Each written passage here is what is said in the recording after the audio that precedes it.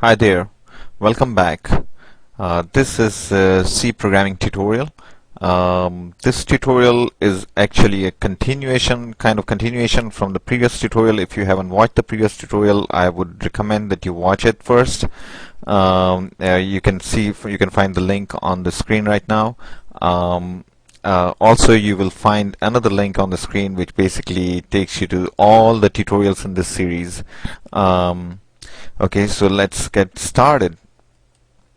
So we were actually looking at how to output the values of a variable, and what we did was basically we took three variables here and we wrote a little small program which basically all it does is basically adds two numbers. So we assign the value of 4 to x, and we first declared three variables x, y, z.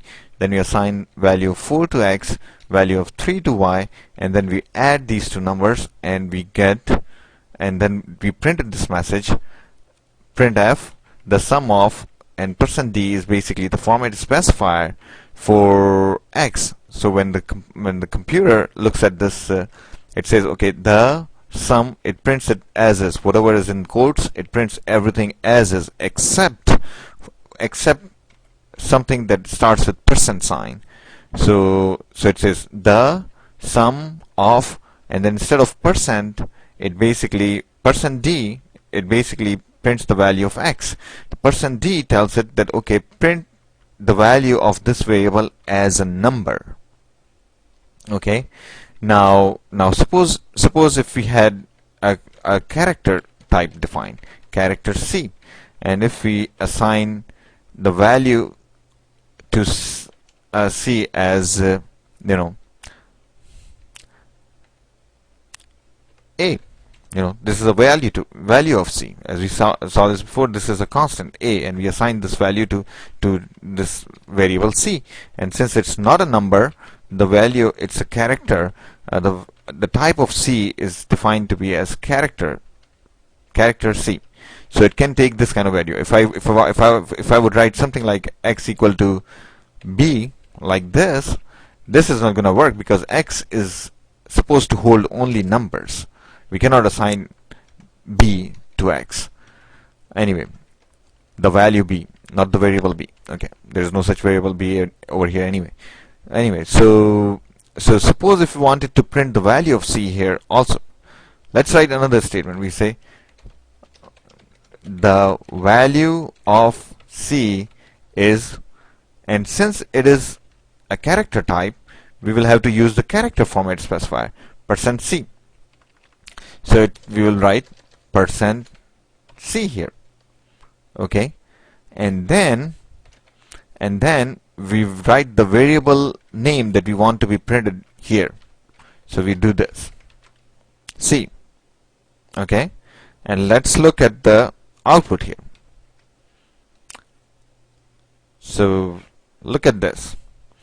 So it says the sum of %d, the value of x, which is 4 right here, of 4, and the value of next variable, which is y, 3, is 7, which is the value of z.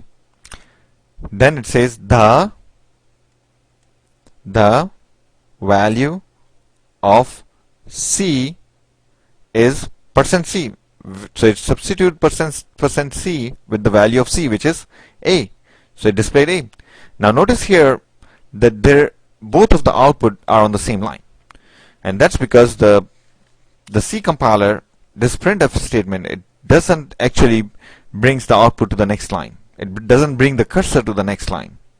It basically just leaves it. It just keeps on printing it in the same way, one after the other, unless you tell it to do so. So you have to tell every single thing in a computer program, even to bring the cursor to the next line. So how do you tell that? There is this thing, \n. Now these are called escape sequences. Again, just like computer does not print %d as is, it doesn't print %d, it doesn't say the sum of %d. It basically, what %sign tells it that, okay, substitute the value of this variable in its place. Backslash n, basically it doesn't print backslash n as is. What it does is it tells the compiler or the computer to basically go to the next line. So when it goes to the next line, it basically starts printing the next message on the next line. So it's always a good idea to end your output with a backslash n, unless you want the next message to be printed on the same line.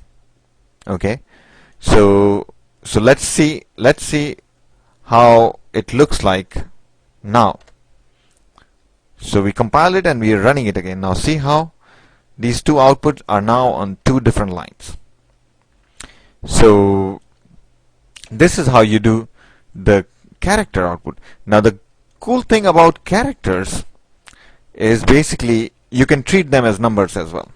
So C was defined as character. You could basically print it as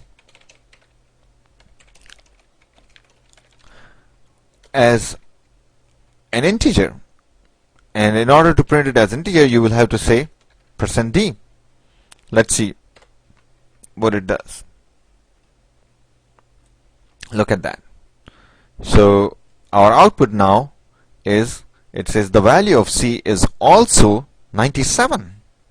So is also %d. It says treat this as a number, and then it says %d.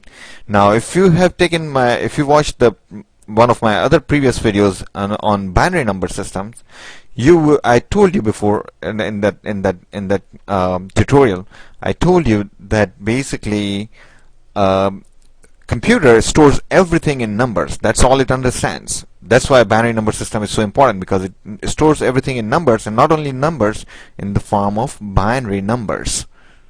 You know, so this A actually is stored inside the computer's memory as number 97.